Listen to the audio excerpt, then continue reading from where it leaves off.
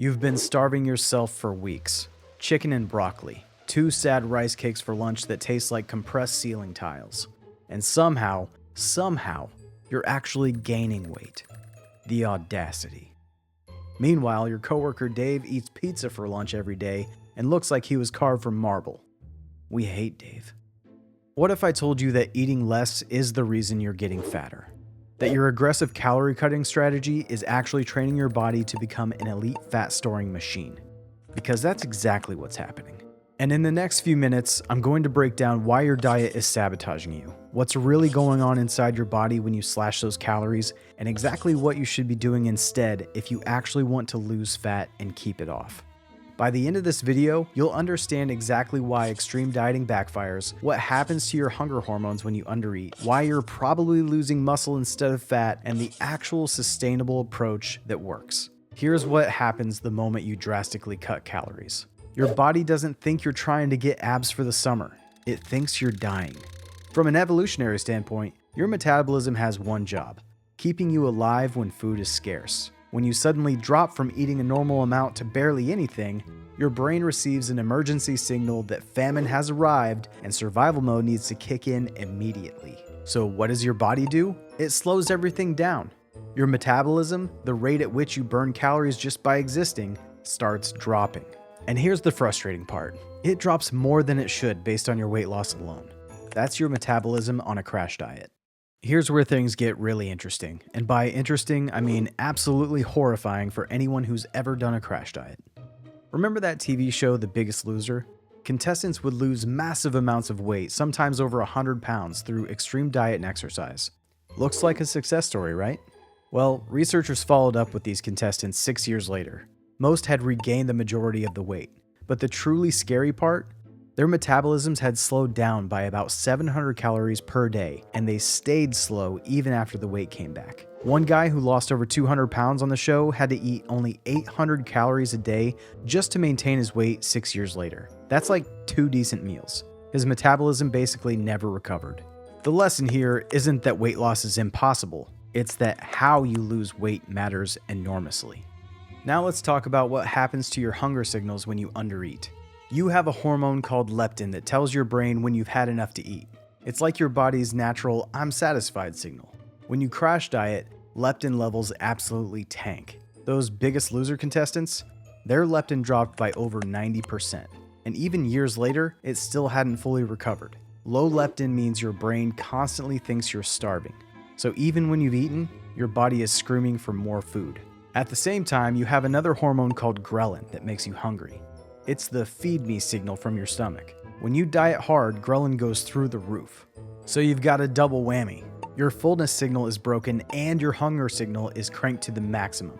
Your body is basically screaming at you to eat everything in sight, and it's not a willpower issue, it's biology. Then there's cortisol, your stress hormone. Your body interprets extreme calorie restriction as a major threat. When cortisol stays elevated, it promotes fat storage, especially around your belly. So you're literally stressing yourself fatter.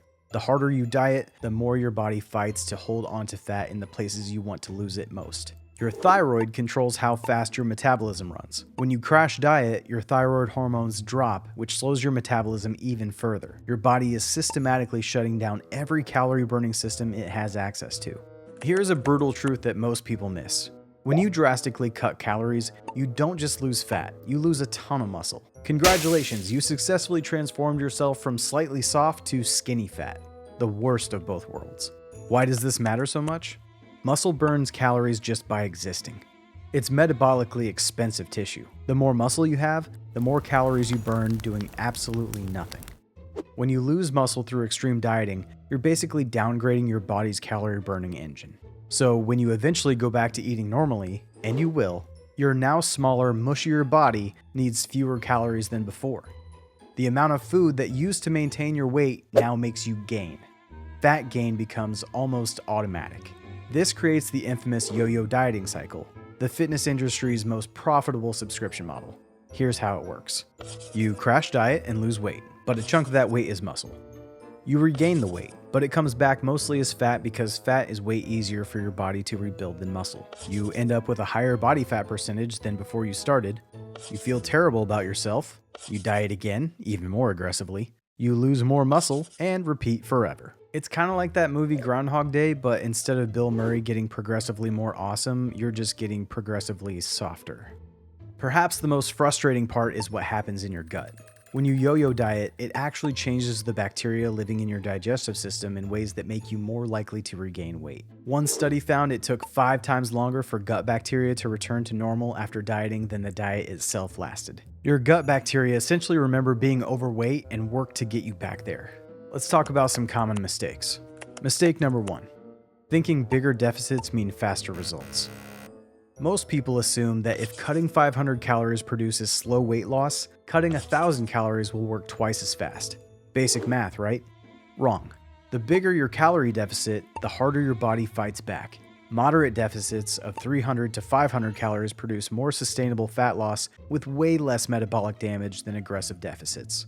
You might lose weight more slowly on paper, but you'll actually keep it off. Mistake number 2. Forgetting about protein.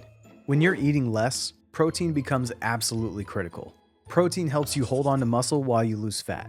Without enough protein during a diet, you'll lose way more muscle than necessary, which tanks your metabolism even faster. Aim for protein at every single meal. If you're currently eating way under your needs and wondering why the scale won't budge, here's the fix. Step 1. Use a moderate deficit. Instead of slashing calories dramatically, aim for a deficit of 300 to 500 calories below what your body needs to maintain weight. At this level, you should lose about half a pound to 1 pound per week. You'll want to use a TDEE calculator to determine your maintenance calories, so I'll put a link for the one that I use in the description below. Step 2. Prioritize protein. Aim for protein at every meal. A good target is roughly 1 gram per pound of your goal body weight daily. This helps preserve muscle and keeps you feeling fuller longer. Step 3. Lift weights. Do some form of resistance training at least 3 times per week. This tells your body to burn fat for fuel instead of muscle. Step 4. Sleep and manage stress. Get at least 7 hours of sleep.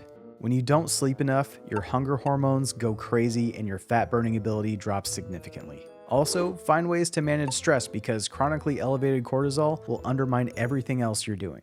Step 5. Be patient. This is the hardest part. Sustainable fat loss takes time. We're talking months, not weeks. But the weight you lose this way actually stays off, which beats losing and regaining the same 20 pounds for the rest of your life. Look, the fitness industry has sold you a lie that more restriction equals more results, that suffering is the secret ingredient. That's simply not how human biology works. The answer isn't to fight harder against your metabolism. The answer is to work with it.